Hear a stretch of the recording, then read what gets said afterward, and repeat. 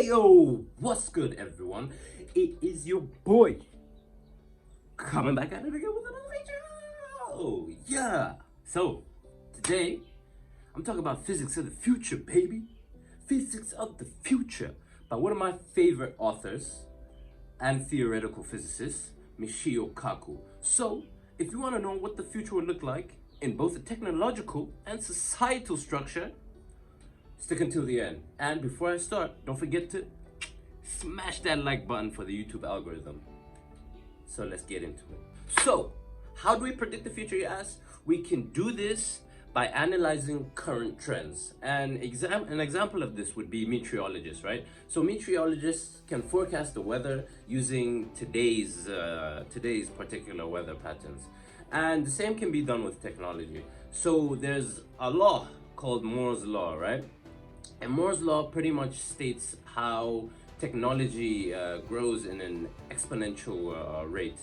And I believe it is about the time frame that technology doubles its power is about 18 months. So the way in which we can predict patterns is by understanding the relationship between technology and production costs. So let's say, for example, you want to build a universal translator, right? What you would first do is to break it down into many parts and subparts. So let's say, for example, a text scanner and a language processor.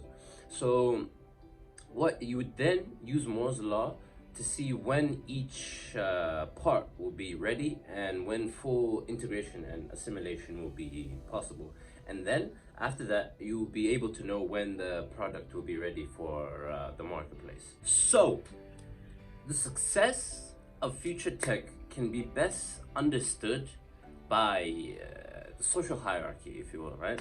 So us humans, we have gone through very little evolutionary change since the dawn of humanity about 300,000 years ago, right? So a caveman in a suit and tie would be nearly indistinguishable from a modern day human. And there's this thing called the caveman principle, right? So essentially what the caveman principle says is there's a vast similarity between the desires of cavemen and modern day humans. And this stems from a primary goal as human beings. It has and always will be to reproduce and pass on our genes and DNA. And our social success is and our reproductive success is closely tied with our social standing. So people usually look for mates with high social standings, right? And technology that indicates to other people a low social standing usually doesn't take off the way that technology that marks your high social standing. So an example of this would be something called the pocket protector, right? So this was like a plastic sleeve that you could place on your body to help against leaky pens. But that product was perceived as nerdy, and because of that, it did not take off the way it should have. But for the most part, the advent of a material or resource usually goes from luxury and scarce to cheap and ubiquitous. So a perfect example of this would be paper. So with the advent of paper, it was closely guarded due to its scarcity, and the same can be said with tech, right? Alright, and it's said that computer chips will follow the same path as paper. So take, for example, the early day computers. They weren't as easily accessible and they were very expensive. But now you can get chips everywhere, including like birthday cards that sing. And it said that these birthday cards that sing had more power than all of the ally nations in World War II.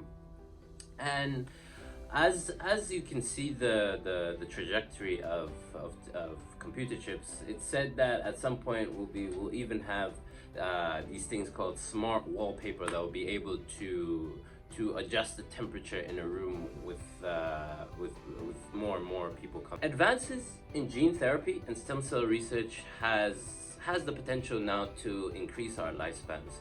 So essentially, as we get older, our cells start to decay and become deficient. And deficient cells means that it becomes harder for our bodies to do their natural functions, right? And the growing failure of our body's systems eventually leads to death. And scientists have been experimenting with ways in order to help solve this problem. So what they're doing currently is experimentations with stem cells, right? And if your body has been damaged beyond repair from, let's take for example, your liver has been damaged beyond repair from overconsumption in alcohol. They're experimenting with turning stem cells into liver cells to help repair the liver and other body parts. So we need to address serious environmental and structural issues in order to survive as a species. And as we all know, they're fragile biological and environmental systems that take place on the earth to make life possible, right? And the problem right now is where we have a hard balance. We have a hard time balancing between the resources that we need on the planet and these environmental systems. And by far, the greatest strain on this planet is our inability to manage these resources like oil and wildlife efficiently. So these changes in climate and reduction in biodiversity caused by man-made pollution and overfarming has been putting an immense strain on Earth's biological equilibrium with each passing year. And the thing is, a larger population means greater demand for resources, which means more mining, which means more pollution, which leads to greater destabilization of the environment. And it's said, a lot of scientists say that if we continue down this route, then it's very hard for us as a species to even reach the year 2100. Then there's the stuff of real science fiction, and this is tech used by telekinesis. So telekinesis obviously is the ability to move things with your mind, right? And there have been scientists that have made strides in neuroscience to be able to allow us to move technology with our minds. So what they do is they convert neural impulses in our brains to and turn them into motor movement. So there's been an example of a wheelchair that does the same thing, and you can pretty much, you know, use it and move around with it just using your mind. And it's said that in the future, most likely we'll have in our homes, we'll have like a central operating unit that will be able to connect all devices in our homes, like washing machines, TVs, fridges, and all that. And with the simple thought in our mind, we'll be able to control all those devices. There's a curious case of AI. My opinion of AI is it'll vastly benefit us as a society if we're able to put some constraints on it. So in essence, our brains are just a organized structure of complex chemical reactions and electrical impulses, right? And we've been able to replicate these systems through complex simulations, right? And with this gave birth to AIs. And as the world is going right now, AIs are becoming more and more smarter. And as they're getting more and more smart, they'll be implemented in more mainstream society. And I don't know if all of you have heard about Sophia, which is the first AI citizen in Saudi Arabia. Check that out.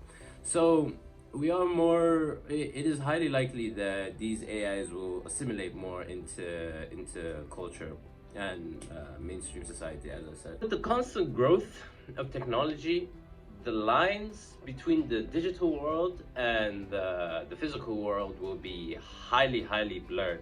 And this process has already begun with example of social media. A lot of people have ditched in-person communication. I mean, with the pandemic as well, but this was far before the pandemic. A lot of people ditched in-person human interactions with interacting and making friends with people online. And as time goes on, it's only gonna get worse. We'll be spending more and more of our times in the digital world, and the way technology is also progressing, It's said that we'll be implementing chips into our mind, and then we'll be able to access the digital world solely through thought alone. And